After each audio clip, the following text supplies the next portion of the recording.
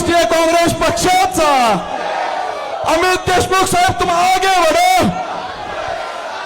आदरणीय अमित देशमुख साहेब.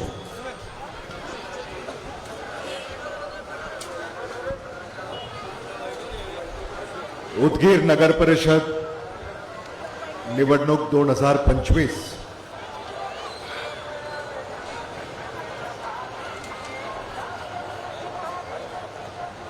आपले लाडके खासदार डॉक्टर शिवाजी काळगेजी,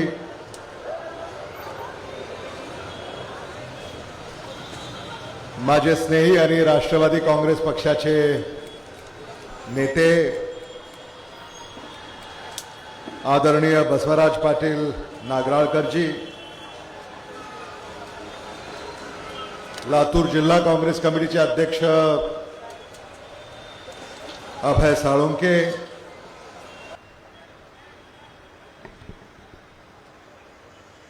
कल्याण पाटील,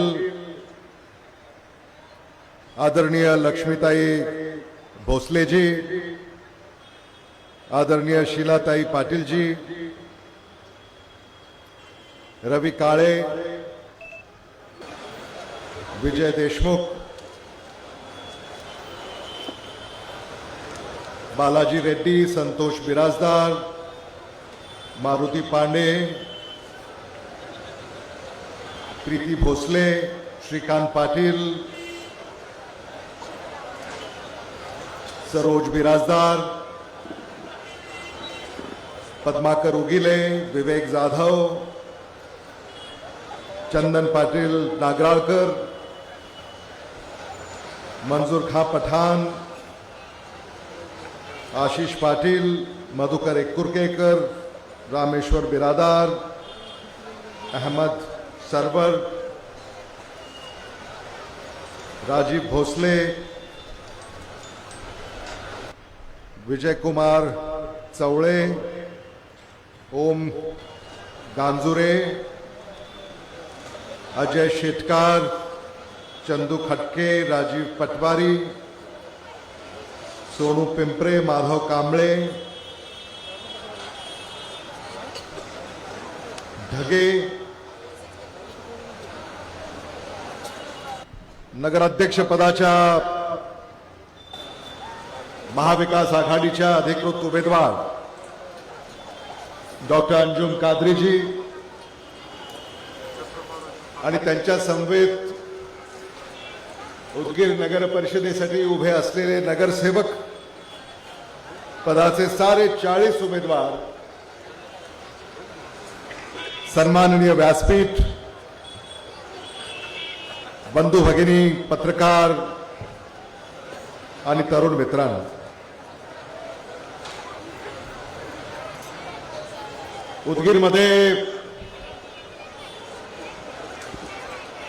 उदगीर नगर परिषदेच्या निवडणुकीच्या निमित्तानं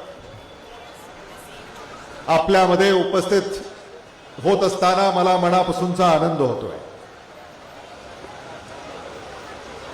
उदगीरमध्ये अनेक वेळा मी आलो.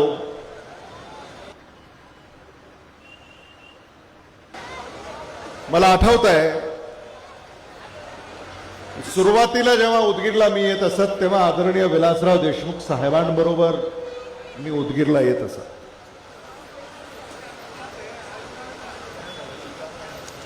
आदरणीय विलासराव देशमुख साहेब यांचं उदगीरवर किती प्रेम होतं हे मी तुम्हाला सांगायची गरज नाही.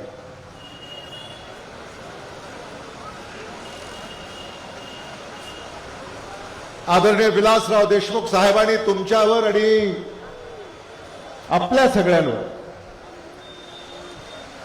खूप मनापासून प्रेम केलं. उदगीरला जेव्हा आदरणीय विलासराव देशमुख साहेब येत असत तेव्हा त्या काळी आम्ही कधी व्यासपीठावरही असत नसतो. कुठेतरी कडेला किंवा सभा जिथं सुरू आहे तिथं जवळपास एखाद्या दुकानामध्ये किंवा सभा जिथं सुरू आहे असंच खुर्च्या असायच्या कडेला कुठेतरी एखादी खुर्ची घेऊन त्या सभेमध्ये सामील व्हायचं, अशी ही उदगीरची पहिली आमची ओळख. हे मला मुद्दामून या ठिकाणी आपल्याला सांगायचं. आदरणीय विलासराव देशमुख साहेब, आदरणीय शिवराज पाटील साहेब, आदरणीय दिलीपराव देशमुख साहेब, आदरणीय शरद पवार साहेब,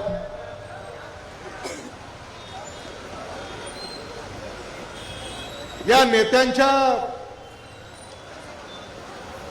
नेतृत्वाखाली आपण साऱ्यांनी कार्य केलेलं आहे. आणि आज मला इथं आल्यानंतर असं जाणवत आहे, उदगीरमध्ये तुम्हाला बदल घडवायचा आहे.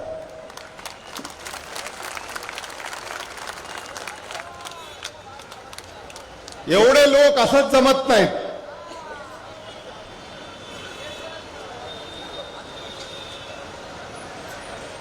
तुम्हाला पाहिल्यानंतर बदलाची चाहूल आम्हाला जाणवते.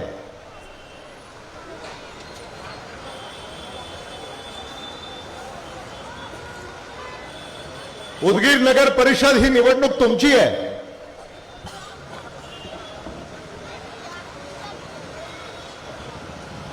देशात राज्यात काय चाललंय याचा फार विचार करायची गरज आहे असं मला वाटत नाही. किंबहुना देशात राज्यात जे चाललंय ते विचार करण्यासारखंही नाही आहे.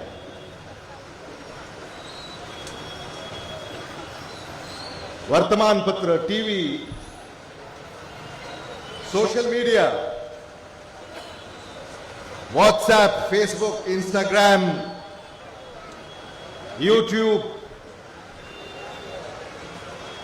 हे तुम्ही सारं पाहताय. आणि काय पाहताय? कोणी म्हणते तिजोरीच्या चाव्या आमच्या हातामध्ये आहेत.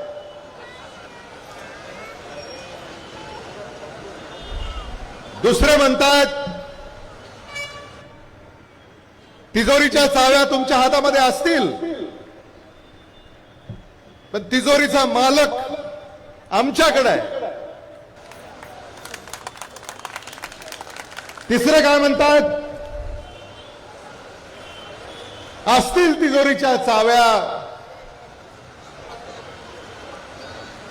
कोणाकडे, असेल तिजोरीचा मालक कोणी, तिजोरीतला माल आमचा आहे.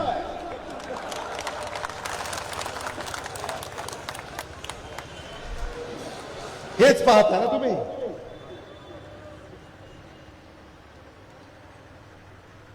आणि हेच पाहण्यासाठी यांना निवडून दिलं होतं का?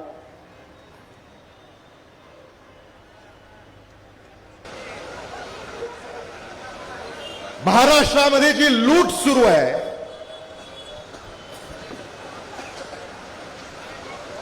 ती लूट थांबवण्याची वेळ या निवडणुकीमध्ये आलेली आहे. उदगीरमध्येही ती लूट सुरू आहे. ही लूट थांबवण्याची वेळ येत्या 2 डिसेंबर रोजी आलेली आहे. आणि हे पुण्याचं काम तुम्हाला करायचं आहे.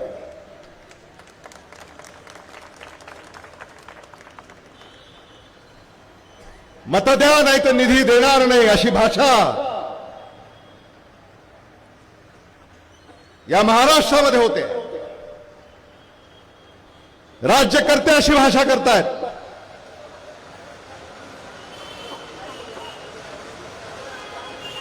मत विकत घेण्याची भाषा या ठिकाणी होते.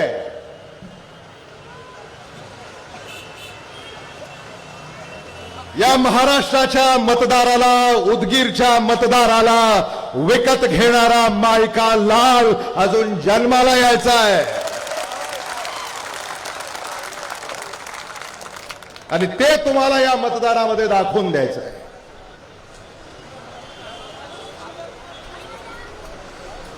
मी उगाच आपल्या नेत्यांची नावं घेतली नाहीत भाषणाच्या सुरुवातीला. या नेत्यांनी देखील या राज्याचं आणि देशाचं नेतृत्व केलं.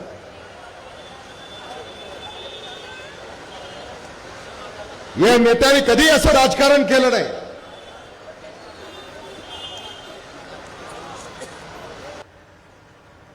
यशवंतराव चव्हाण, वसंतराव नाईक, AR अंतुले, शंकरराव चव्हाण, किती नेत्यांची मी नावं घेऊ.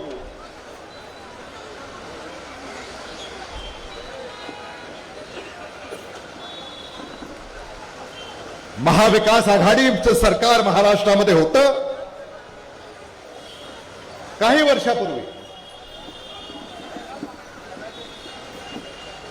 महाविकास आघाडीचं सरकार हे स्वच्छ होतं. महाविकास आघाडीच्या सरकारमध्ये लातूरचा पालकमंत्री मी होतो.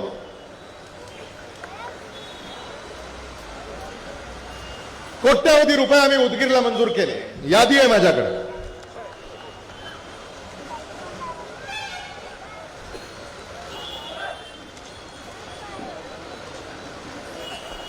उदगीरच्या बौद्ध विहारासाठी 10 कोटी, उदगीरच्या किल्ल्यासाठी 22 कोटी, उदगीर शहरातील रस्त्यांच्या नगरोत्थान व दलितोत्तर योजनेतून 40 कोटी, सिग्नलसाठी 20 लाख रुपये, ड्रामा केअर सेंटरसाठी 2 कोटी, ऑक्सिजन सेंटरसाठी 1.5 कोटी. आणि मला आठवतंय की आदरणीय चंद्रशेखर भोसलेजी आणि त्यावेळेला राजेश्वरराव निठुरे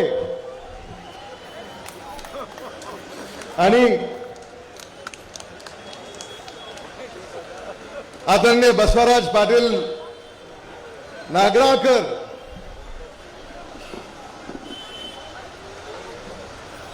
आणि हुडे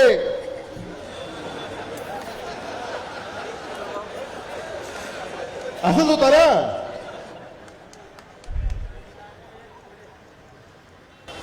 हात निधी दिलाच, पण त्या काळामध्ये मला असं आठवत आहे 100 कोटी रुपयाचा निधी आम्ही रस्ते आणि नाल्यांसाठी दिला होता.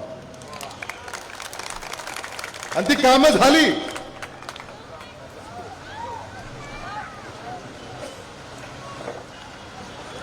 खरं म्हणजे तो काळ आदरणीय विलासराव देशमुख साहेबांचं, आदरणीय दिलीपराव देशमुख साहेबांचं नेतृत्व, त्या नेतृत्वाखाली आम्ही सारे त्या ठिकाणी कार्यरत असत. खरंच मला आदरणीय बसवराज पाटील नागराळकरांचं कौतुक करावंसं वाटतं की ते आजही माझ्या खांद्याला खांदा लावून ते सामान्य माणसाची सेवा करतायत. आता सावकारांचं काय चाललंय मला माहिती नाही. अलीकडे मी जे ऐकलं, खरं म्हणजे मला दुःख होतं की ज्या द्वेषानं ते आपल्याला सोडून गेले, आज त्यांची अवस्था पाहवत नाही. काय हो सावकार, कसं हो सावकार, ये क्या हुआ, कब हुआ, कैसे हुआ, जब हुआ तब हुआ, छोड़ो.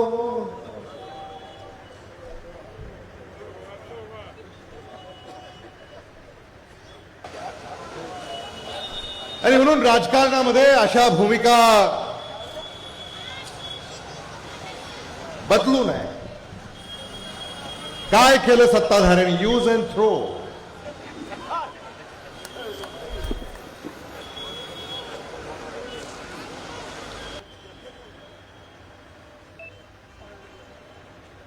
आणि ज्यांनी त्यांची हमी घेतली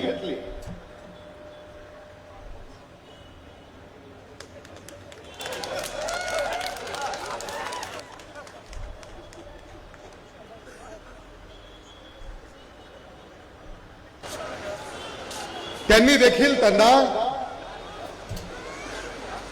सोडून दिलं.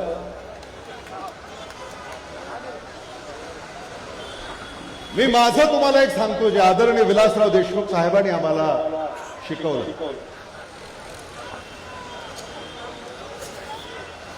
अनेक लोक काँग्रेसला सोडून गेले, अनेक लोक आदरणीय विलासराव देशमुख साहेबांना सोडून गेले, त्यानंतर आदरणीय दिलीपराव देशमुख साहेबांना सोडून गेले, आम्हालाही सोडून गेले. पण त्याच्यात फरक आहे. ते आम्हाला सोडून गेले, आम्ही त्यांना सोडलं नव्हतं.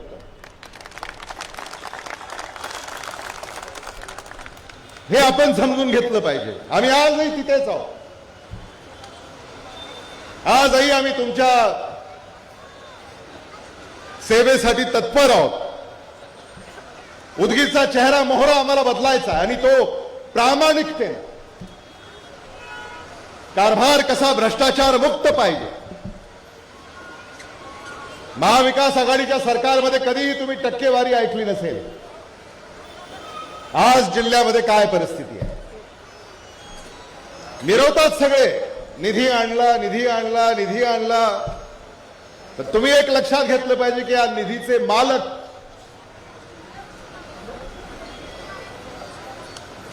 तुम्ही नाही, कोणीतरी दुसरा आहे. निधी, कंत्राट, टक्का,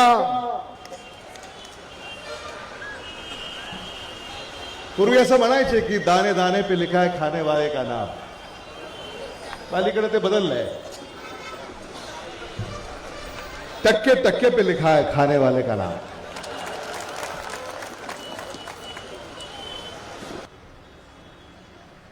आणि महाराष्ट्रामध्ये हेच चाललंय.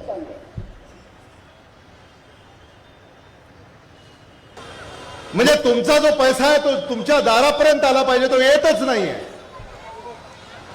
त्याचे एवढे वाटेकरू झालेले आहेत की अजूनही सामान्य माणूस त्या विकासाच्या शोधात आहे. महाराष्ट्र सरकारवर आज 10 लाख कोटी रुपयाचं कर्ज झालंय.